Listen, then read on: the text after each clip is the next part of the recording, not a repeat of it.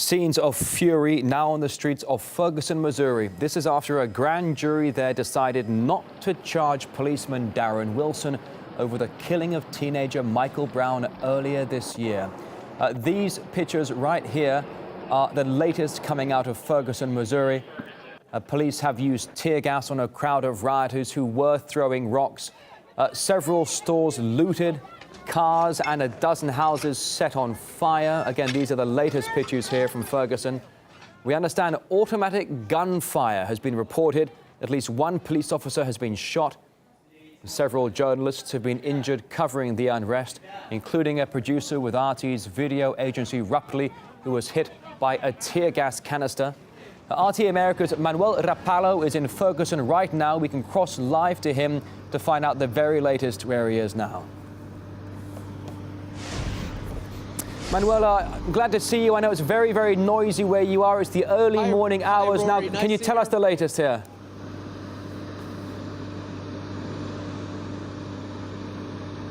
Right, so like you said, you know, there's a lot of activity still going on for it being 4 in the morning here in Ferguson. We're surrounded by fire department, surrounded by police. Right behind me, fire department is still trying to get a hold of a fire at an auto parts store here in Ferguson. If you follow with me right here, there's another store that appears to have been burned and looted as well. The same is the case for countless shops, countless structures, many of which are still ablaze. Now, I believe it's been at least a dozen structures that have been burned to the ground here. And as you mentioned, there was reports of automatic gunfire. There was this strip that we're at right now. This is where a majority of those violent protests took place, and those instances where police were shooting rubber bullets, tear gas canisters, as you mentioned, as well as the crowd dispersant, the small explosives that the police use. Now, the saddest part about it, of course, is the amount of structural damage done. As you mentioned, there's that fire going on behind me, and that the same is the case for another building down the road and several other businesses here who will have to be dealing with the cleanup tomorrow. Now, thankfully, there weren't any serious injuries. You mentioned that a police officer had been shot, but there haven't been any fatalities reported. So at the very least, that's good news, as people soon to be awakening to the aftermath later today. He won't allow us to go to our cars. They won't allow us to vent. They said they wasn't going to use shields and abrasive tactics and tear gas, where everything they said they wasn't going to do, they're doing. When I got here and I noticed, you see the line right here. I see the car on fire. I hear shots going off. And it's just, you know, just people just frustrated with the whole situation of what's going on. You know, the verdict was wrong. So, Rory, as you hear these people that we've spoken to and countless others that have said the same thing, this is only the first night of many to come, as people aren't only legitimately outraged over this decision by the grand jury to not indict Officer Darren Wilson in the killing of unarmed African-American teen Michael Brown, but over the larger issue of racial disparities that lead to police abuse in small communities, which isn't isolated. It's not unique to towns like Ferguson, but towns all across the state and all across America. Rory? Yeah, as you say, Manuel, certainly the anger has spread across the country. Manuel Rapallo, we'll check in with you later. Thanks very much indeed. Just as Manuel was saying, the frustration is widespread. Geographically speaking, it's just cruising across the U.S. Hundreds have stormed into the streets in Chicago, blocking traffic there. Then protesters also burning flags in Los Angeles as well.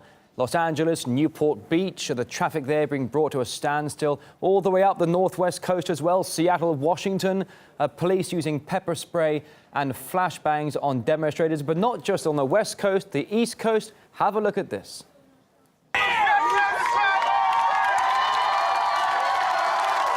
Yeah, those are pictures right there from New York, where several hundred have blocked a bridge while chanting slogans slamming the U.S. legal system.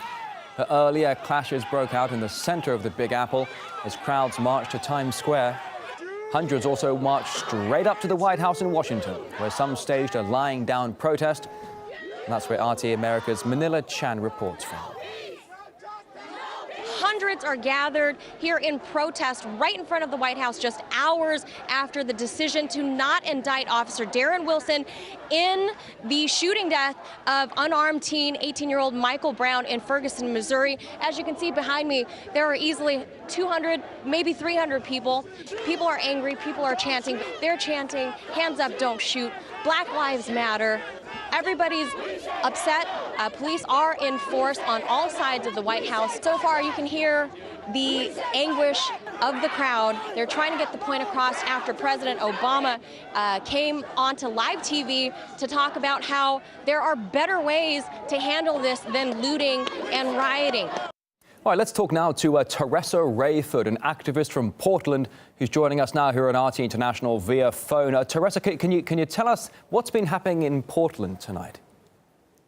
Well, in Portland, we started off at a college around 5 o'clock in anticipation of the verdict, and around 6 o'clock we gathered and walked over to the Justice Center where a couple of hundred protesters joined us, and we marched for about a good 4.5 hours in protest, basically to mirror what had happened with Mike Brown when he laid in the ground for 4.5 hours.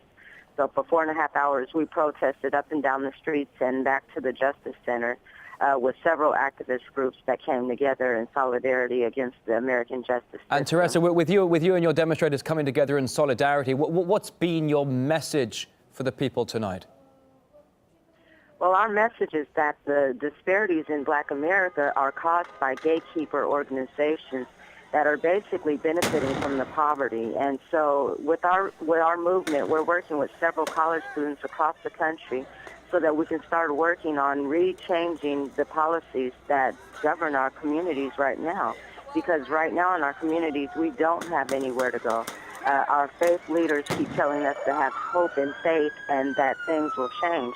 But we know that without legislation and policy change, things will not get better. Well, indeed, Teresa, President Obama very quick to come out after the grand jury decision, calling for restraint on both sides. Are you seeing restraint on both sides? I'm seeing serious restraint on both sides, but when you saw the verdict was read, the guy, he had blatant disrespect for the humanity of the people that he was speaking about. He talked so matter-of-factly as if this wasn't a problem. So I'm thankful that people are protesting across the country to let them know that this is not acceptable and we won't allow it anymore, not in our neighborhoods and not in our country. Well, you say that you're glad that people are protesting, hopefully peacefully protesting across the country. What do you make of the police handling of the situation so far? The police are doing what they're allowed to do. The law here in America allows them to treat us as second-class citizens based on the color of our skin. So their reaction to our protest is just basically blanket across the country. Here in Oregon, our team, we turned in a couple of police officers that had been in solidarity with Darren Wilson and had been promoting it on their Facebook pages as a way to taunt the protesters and the Black community here, where several deaths have happened by the Portland police. Now, you're certainly, geographically speaking, not exactly close to Ferguson, Missouri. Portland, Oregon is where you are now, but I'm sure you've seen the pictures of the violence in Ferguson. Some are suggesting that violent demonstrations are actually going to take away from the cause. Teresa, your thoughts? Those are gatekeeper comments. It's not going to take away from the cause. We have gatekeepers because they're supposed to keep us in line so that we do not react, so that we do not unite as community members. And so don't listen to that. That's propaganda. This is going to make a difference. All right, activist Teresa Rayford joining us live here on RT International. Thank you very much indeed for your time. Thank you. And thank you for joining us as well here on the program. As the violence erupts in the city of Ferguson, authorities have called up some pretty serious manpower and equipment. The National Guard has put armored vehicles and MRAPs onto the streets to help contain the unrest. There's at least 100 agents from the FBI. And the violence has prompted the Federal Aviation Administration to impose a no-fly zone over the city. And flight restrictions have also been put in place across the whole of St. Louis County. In fact, the county's police chief says authorities still don't have a grip on the situation. I'm not saying there weren't folks out there that were out there for the right reason. I'm not saying that wasn't the case. But I am saying that, unfortunately, this spun out of control.